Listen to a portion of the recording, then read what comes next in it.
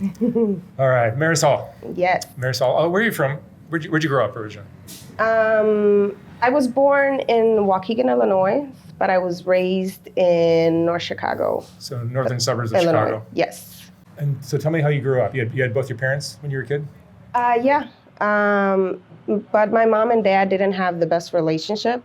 So they separated when I was 8. And I am one of 7 siblings. I'm number 6. And my siblings were pretty sad about the fact that my mom wasn't around, but I was actually glad she wasn't around because she was like physically abusive to me. I don't think I have one memory of having like a regular childhood where there wasn't any kind of violence. She, like for example, I remember being 4 years old and I had an accident. I peed on myself in my sleep. And she came into the room and she's like, "What's that smell?" And I remember her picking me up and taking me to the bathroom, taking all of my clothes off and turning the cold water and putting me in the tub. And while the cold water was hitting my body, she was spanking me. And she was speaking at the moment, but I couldn't hear her over the cold just rushing through my body and the pain that my body was feeling from her hitting me. Or another moment where my grandmother used to watch us when we were kids, when my parents used to go to work.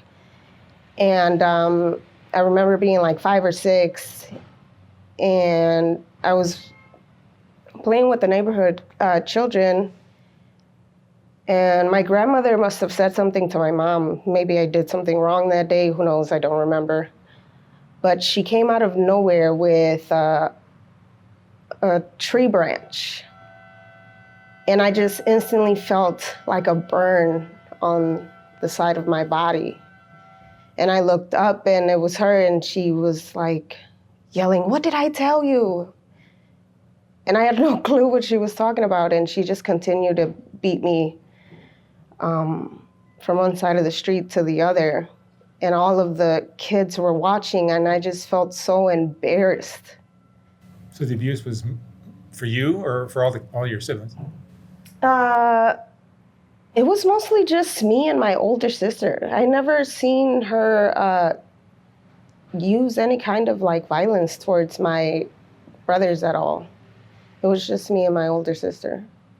Yeah, she would beat us with like a wire hanger, an extension cord, you name it, whatever she could reach for. So when she left, I was relieved, you know. I was like, maybe I'll get some sort of peace, you know. Maybe today I don't have to worry about, because she would even beat me if I lost my socks. And, you know, I would be terrified every day, like making sure that I keep my socks together. And when she left, I was like 8 years old. And I thought that was going to be the worst of it. But I was wrong. So when she left, my dad took care of all 7 of us. And he had to obviously work full time every day to take care of 7 children. And he would come home exhausted, and he would still cook for us and clean the house, you know. And I know he must have been beyond distracted. My dad is like, I have so much respect for that man. He's amazing. But sadly, because he wasn't present, even if he was there physically, I don't think he was there mentally, because my mom was the love of his life. And he was depressed for a while there. So I think he was just in his own little world for a little while. But anywho, but then a few months after my mom left, I started getting sexually abused by my two oldest siblings, and my two oldest brothers and my older sister. And I'm 8 years old, so I don't know what's going on. You know, I didn't. And then my parents never talked to me about, like, if anyone touches you here, it's not a good thing, or protect yourself in this way. They so anyhow, so I started getting abused by my older sister first, and it became like it felt very uncomfortable for me at first, and then it was just happening so often that it was like an out of body experience. Like, I would drift away whenever it was happening, and then when it would stop, I would come back, and it would be as nothing has ever happened. And then my two oldest brothers started doing it, and that was really intense for me. I had no privacy because it would happen everywhere. I could be taking a shower, and I have a memory of being like 9 and being in the shower and being picked up and put on the sink, and them proceeding to do things to me. And but it's crazy, your mind has a weird way of protecting you from your trauma. I would do things without even thinking that I was protecting myself. Like, when it started happening, I slowly would shower less. I would dress in really baggy clothes because I didn't want, I guess in my mind, if I didn't look attractive, I would be left alone.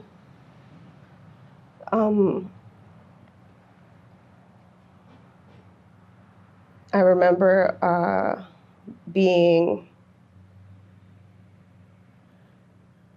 I remember always telling, I have a younger sister, and I would wake her up. We would share a room, and I would wake her up in the middle of the night so she can go with me to the bathroom. And I always thought, maybe I'm just, I don't know, afraid of the dark, And there would be days where she would be too upset, because who wants to get up in the middle of the night, And I would be like, can you go with me? And she would be too upset.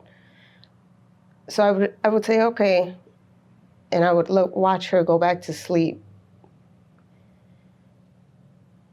And I would be sitting there in the middle of my room, looking around and hearing just pure silence. And then next thing you know, I would just be peeing myself because I was too afraid to go to the bathroom.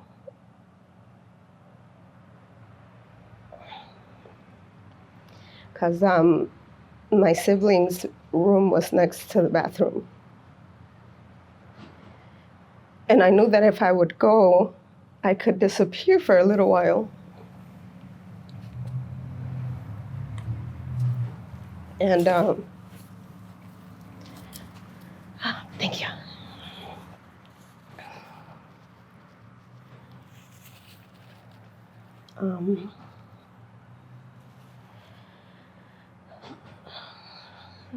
And so it went on till I was 16, so it happened for 8 years. literally every single day. I didn't have not one day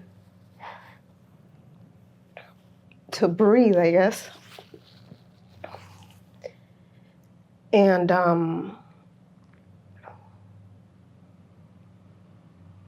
and again, like, you do things without knowing you're doing them. Like I struggled with the smallest things. Like I'm super afraid of the dark.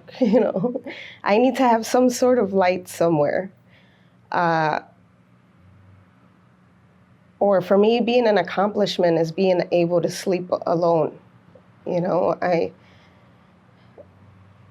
I couldn't sleep alone for a very, very long time, or even sleep on the outside of the bed, because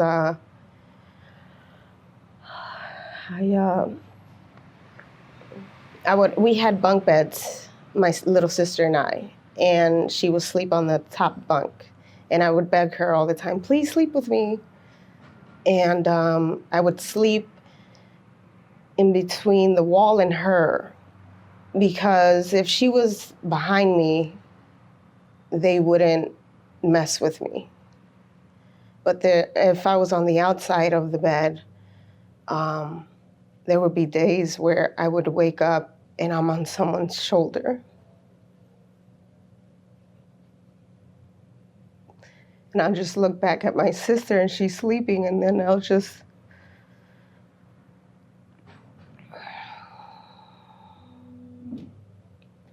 But it's weird how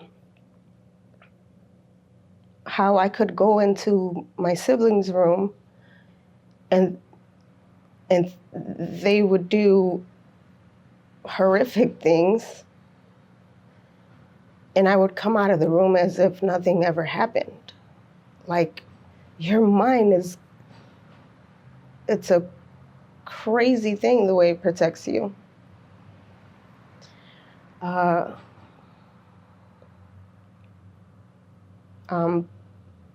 And then because I was going through so much at home, I began to become a really angry person. Hurt people hurt people. I feel like that is so true. I went to, in school, and plus we weren't living in the best of areas. We didn't have much. We struggled a lot. Like, we were living off one income, which is my dad's, bless his heart. And there would be moments where we didn't have electricity for a little while. Or during the summer, we didn't have gas and we would have to boil water to take a shower. Or seeing rats or roaches as a normal thing, like people would be like, oh, they would freak out off of a rat or a roach, and I'd just like, oh, it's whatever to me, I was so used to it. And we didn't, like I said, we grew up with close to nothing. We lived in like 2-bedroom apartments and it's 8 of us, or have to share like really tiny rooms. And we were always moving around. We never had a steady place. And so with dealing with all of that at home, whenever I would go to school, I was just really an angry kid. And I was that kid that was always in the dean's office for fighting. Every week I was violent. I was just angry. You can look at me in any weird way and I was already down your throat, And or you could say any disrespectful thing to me, and I was already, again, like just, I chose violence every morning. And I think that was my way of, because whenever I was in these fights, I was never mad at the person who I was fighting. I was always thinking about the things that were happening to me at home. And I would just take my anger out on them. And then one day, I started skipping school a lot. I think it was my sophomore year. And a teacher asked me what was going on. She was just checking in. And I was so fed up and so frustrated that I just wanted to be left alone, but she kept bothering me. And I didn't mean to say it out loud because I swore to myself, I'm going to take this secret to the grave. Like, no one is going to know what's happening to me at home, because I felt so embarrassed, so much shame and disgusted. But I blurted out. She's like, what's wrong? What's wrong? Because you're crying. Because of the way that you're crying, you have to be crying about something else. And I said, I'm being sexually abused at home. And she stopped. And then I went, and then I said, I'm lying. I'm kidding. Nothing's happening. It was too late by then. She ended up reporting it to the principal, and the principal called the cops. And then a detective was in my class, and they took me to the police station, and then they started interrogating me. And I remember the guy saying, something is happening, look at you. And I was like, what does he mean by that?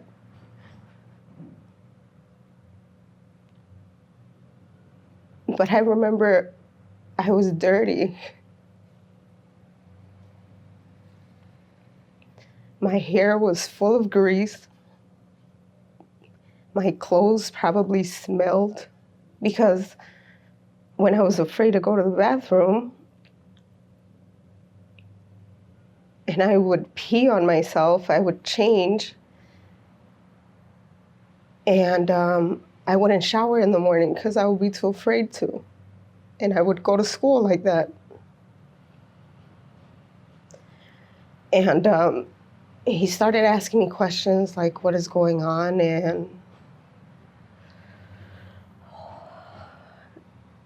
And I said, but I don't want them to get arrested, because they were my siblings. And obviously, they were all I knew.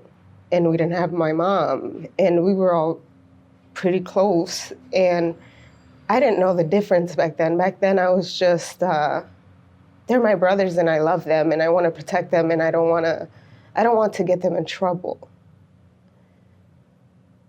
And it's not like they were bad people to where people can be like, yeah, they definitely committed that crime, They were, to everyone else, they were really good people. They helped people whenever they needed help. They helped my dad whenever he needed help. Like, in the daytime, they saved me from any other person that would try to disrespect me. Or they would protect me from harm in the daytime. But I would always ask myself, well, at night, who's gonna protect me from them? And so they were removed from our place, from home. My older sister was already out of the picture. She got pregnant when she was 16, so she moved out. But they removed my brothers. And When you say removed, the cops took, they got arrested for a while. And I kind of don't want to like say where they are, just that. That's fine. Yeah. That's fine. But my dad didn't take it very well. And my two other brothers didn't take it very well either. They were mad at me. My dad, when they were going through the investigation process, you know, my dad was trying to convince me to lie.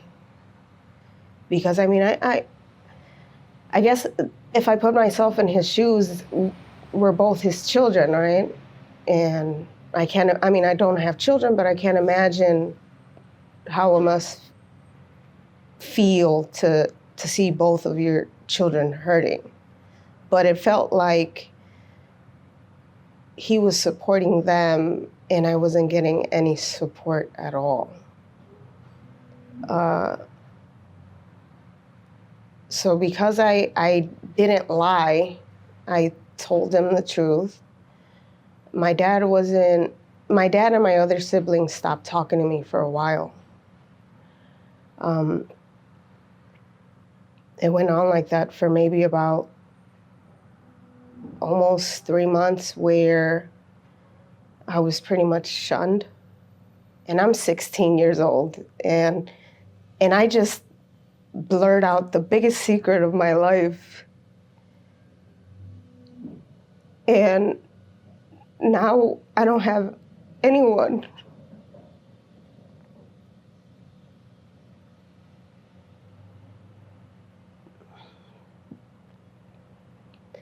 And I remember being alone, sitting in my bunk bed at 16, and just thinking to myself, what did you do? You just ruined your family. Now we're not together. No one's talking to you. You're an idiot. And I began to shame myself. I began to blame myself. And I saw a bottle of, I think they were Advils, on the dresser. And I couldn't swallow pills because of my mom. Like when I was like 5, I ended up getting like a fever or a headache or something, and she was giving me a pill so I can feel better, but I couldn't swallow it.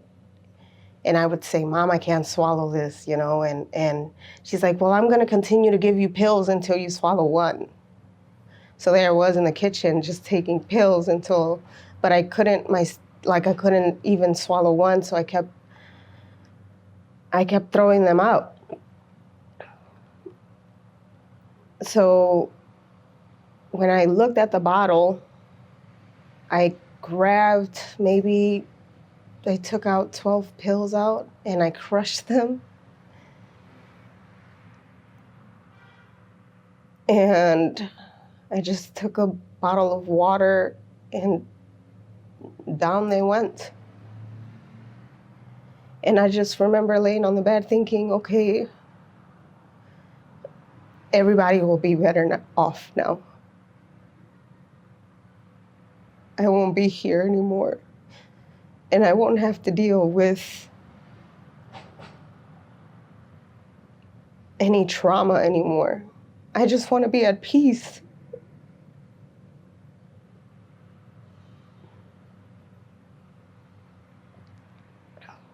And I fell asleep. And a few hours later, I woke up and nothing. You know, I was like, what the fuck? You chose the wrong drug. Yeah. I was like, what happened?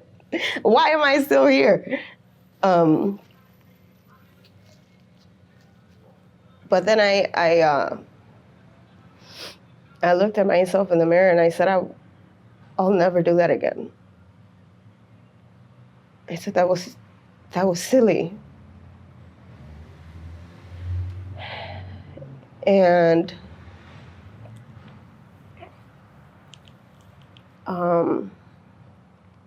and then we moved, and my siblings were gone, and I was still the black sheep of the family. And because they're my siblings, I have to hear about them all the time. You know, in the beginning, when Christmas would come around, Thanksgiving, any holiday, they would be Skyping them, FaceTiming them. And in the beginning, they would force me to say hi. And I would do it. You know, I'll say hello, I'll pretend like nothing ever happened. And then when I leave, I just felt so shitty because I felt like everyone else didn't understand the trauma they caused. You know, I was super depressed. I still deal with PTSD and massive anxiety because of it. But no apologies from anyone Not at all. to this day. Not at all. Not at all. And then I began to skip school more. I was super lost, super lost. And even because of the trauma, I really didn't know what boundaries were. You know, I put myself in a lot of situations that now looking back, I shouldn't have. But because no one taught me boundaries and I was being violated at home, a lot of things that a normal person would say, hey, that's a red flag. I'm like, I don't see anything, you know, like for example, I would hang out with this married couple across the street. And I met them when I was 13 until I was 16. And they were in their late 20s, I believe. And they introduced me to weed.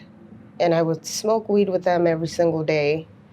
And I remember looking down at the husband's leg, and he had some little like black thing around his ankle. And I'm like, what is that? I've never seen that before. What is that? And his wife said, oh, he's on house arrest. And I'm like, okay, what is he on house arrest for? And later on, I learned when I got a little older that he was on house arrest for raping an underage girl. And they would do sexual things in front of me. And I didn't notice that they were grooming me.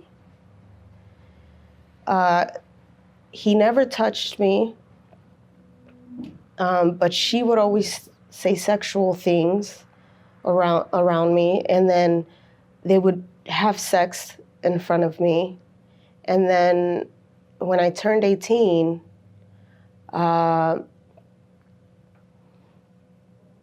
they asked if I wanted to join them. And I said no. I was like, no, I'm okay. You know, you guys have fun, no judgment. You know, but I didn't realize that I put myself in these crazy situations because I wasn't taught boundaries. Or I got a job when I was 14 years old, and I was getting paid maybe $5 an hour. And my boss was in his mid-40s. And clearly I got the job because, my dad couldn't afford much, and I just really just needed shoes or needed clothes. It's not even that I wanted things. I needed them badly, And this man would always look at me and I would work on the weekends, and he would always look at me and say, "You're wearing the wrong panties today." And I would just laugh it off. Again, clueless, And then he comes up to me and goes, "Do you want to see a picture of my girlfriend?" I said, "Sure." And it's a 14-year-old girl.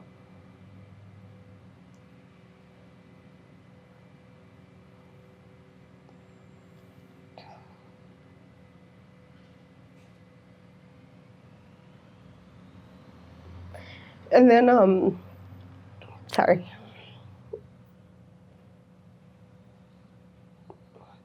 And then he continues to make inappropriate comments all the time, every day when I'm working. And he owned a women's clothing store. And one day he comes up to me, he goes, "How do you like, our clothing?" And I said, "It's very nice, I like it, I love it, I like the looks." And he goes, "Well, why don't you try a few outfits on for me, and you can keep everything you try on?"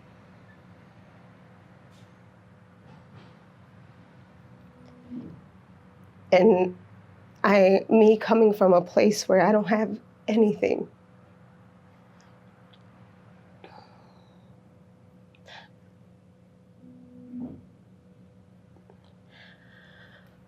I said, "Okay, I'll do it."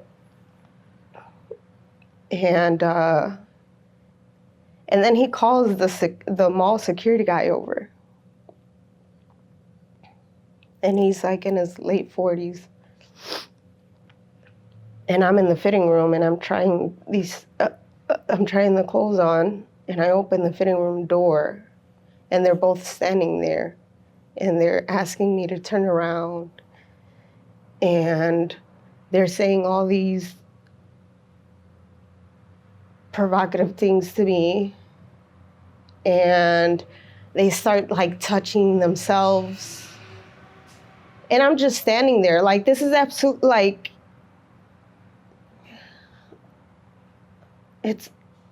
it's so unfortunate, but this was such a normal thing for me, and this was such a it's not a big deal, it's not like he's asking me to do something worse, because it can be worse.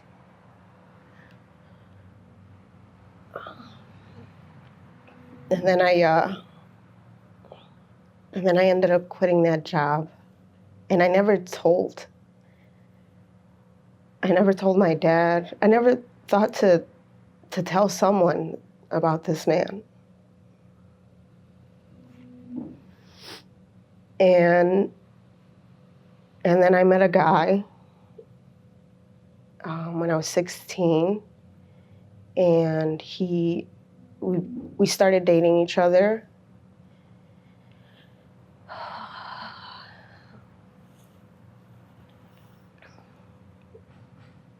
And then we started having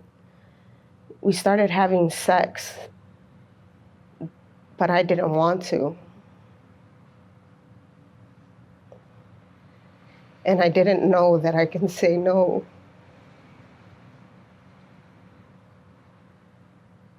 So I would do it every time it was asked.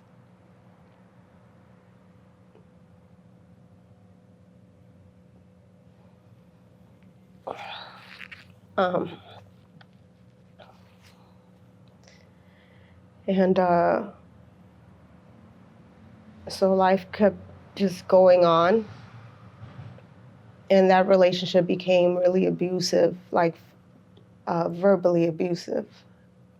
And I was still doing things to please him just because I thought that that's what you were meant, like that's what you're supposed to do. And then it became too verbally abusive that we dated for 5 years. It took me like a good year and a half to get out of that relationship.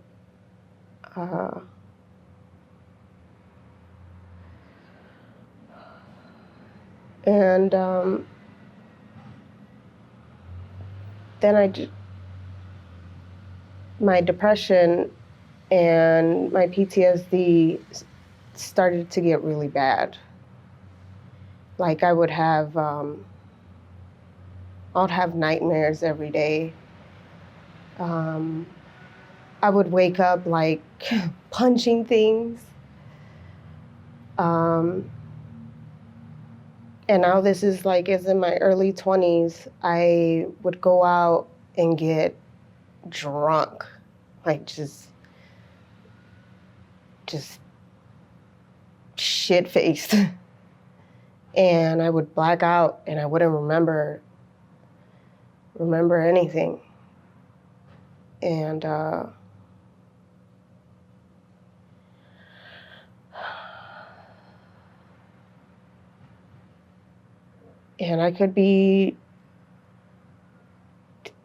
would have moments where I would be super drunk and I would lock myself in the bathroom.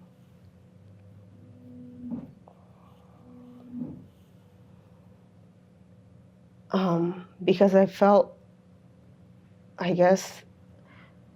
like something was coming for me, I guess.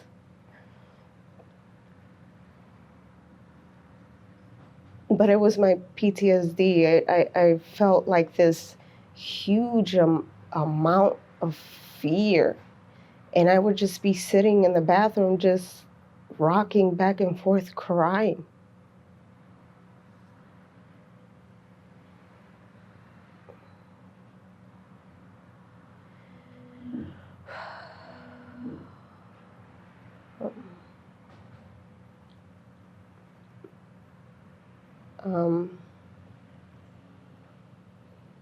And I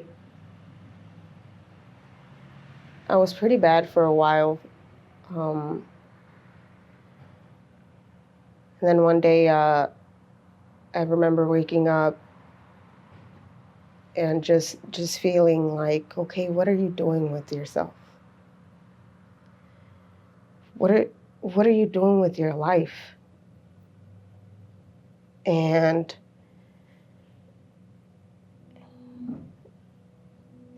because of my trauma, when I was skipping school a lot, I dropped out of high school because I was so lost. I wasn't worried about, science. I care less about that. I was trying to survive. But you need an education to be a successful adult. At least that's what we're all told. And so my education the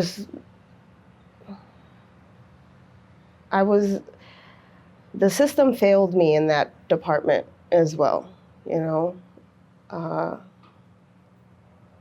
When my parents separated, my mom took me with her for a little while, for maybe like a year, and she never took me to school,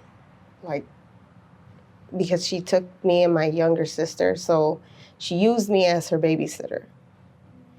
And so because I didn't go to school, I was never taught how to read. And when I went back with my dad, I was just getting past on, from grade to grade to grade. And here I am wanting to learn. I love learning. And no adult at all seeing that, hey, this girl doesn't know how to read or write. Maybe we should teach her that, because that's my job, And no. I remember, being like 11 or from 7 to like 11, and every birthday, the adults would tell me, if you make a wish, it'll come true. And there I am in front of the cake every year, closing my eyes and just saying, all I want is to know how to read.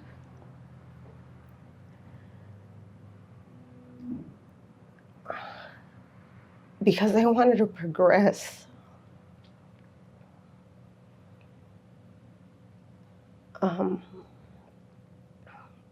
And so, luckily, when in 8th grade, a teacher finally noticed that I had that problem. Thank God for him. And he saw that other kids in other classes were having that problem, and he took all the other kids out, put us in one class, and he taught us the basics. And I still struggle with it, not as much as I used to, thank God. But it definitely,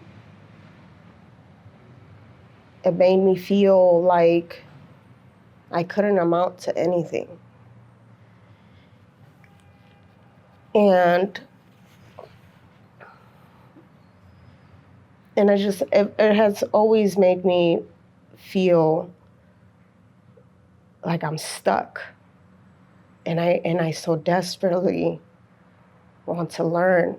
I so desperately want to be better. My biggest fear is being stagnant.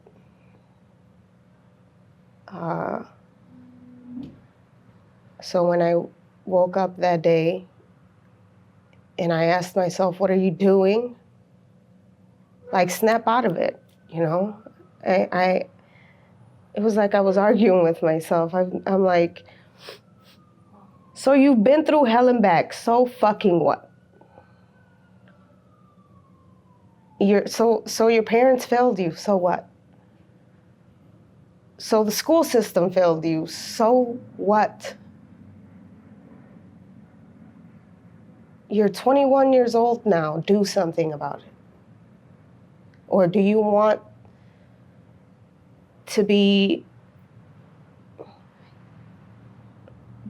like 20 years, 30 years from now to still be waking up feeling the same fucking way? And I reached out to a therapist, and I got therapy, and I remember the first day she said, what do you want to accomplish with this therapy? And I said, I really don't have the answer right now. All I know is that there's a wall in front of me that's blocking me from living my life. And I'm ready to kick this motherfucker down.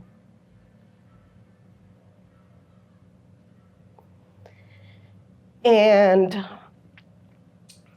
I began the therapy, and therapy is life. I cannot say that enough. It saved my life. That woman is amazing.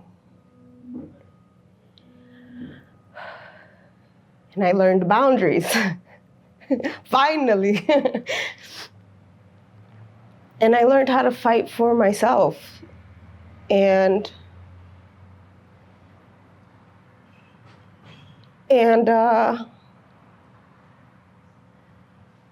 most importantly, I learned that I was not the problem. It wasn't my fault. I shouldn't carry any shame.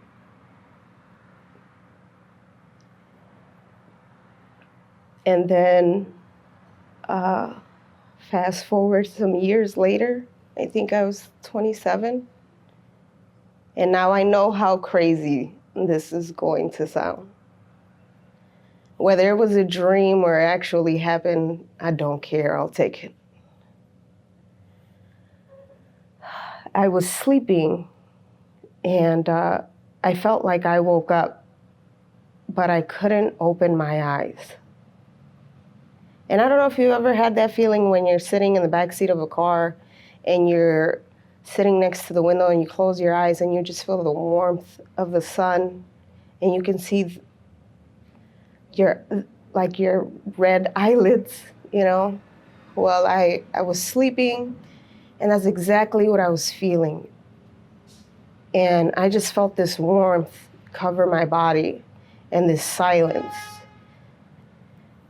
And then this pure feeling of peace. Just no worry, no anxiety, no hate, no violence. Just pure peace. And then I remember hearing my voice, but it didn't feel like it was me. I know it sounds crazy, but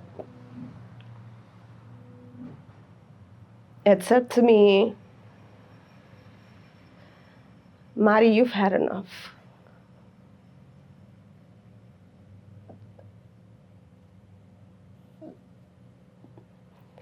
Mari, it's okay to let go now.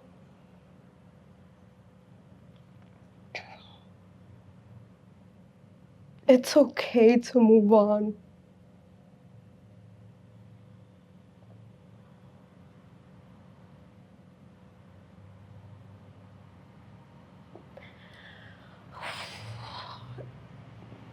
It's time to forgive.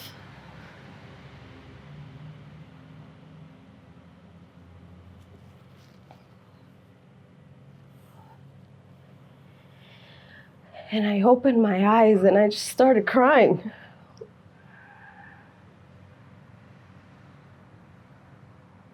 I cried for like an hour. But I cried with so much joy.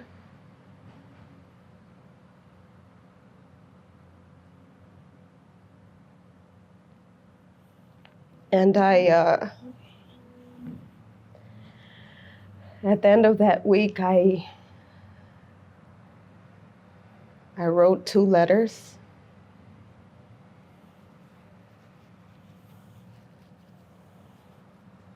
For my siblings. And I forgave them. I expressed all the pain that they caused.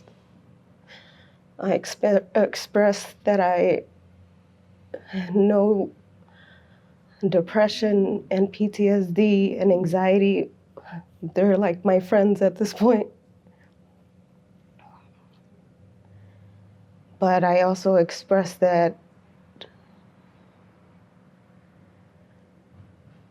you don't define me.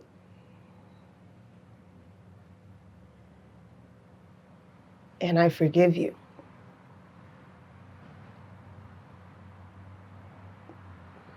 And I no longer carry that hurt or that pain. And that from that moment forward, I will start living for myself.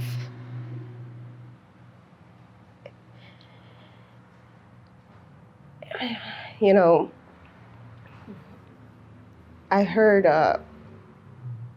Maya Angelou once said, love liberates.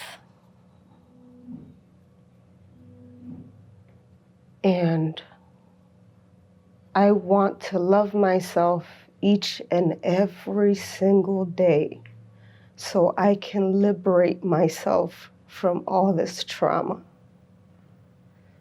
So I can have the ability to break these generational chains of don't ask, don't tell,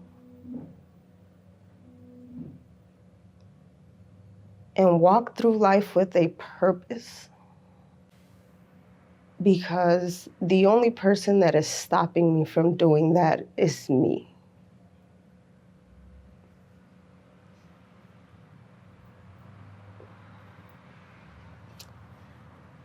So you better watch out. All right, Marisol, thank you so much for sharing your story. Thank you. It's powerful. Thank you. Oh my.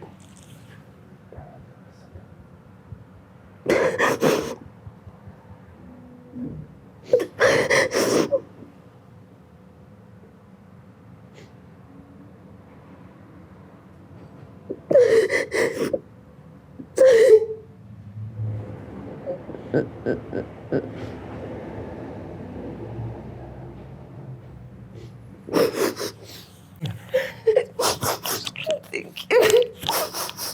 I'm sorry, I completely forgot about that. Oh my God. Thank you so much. You spoke so beautifully. So beautifully. I mean, it's like, oh my God.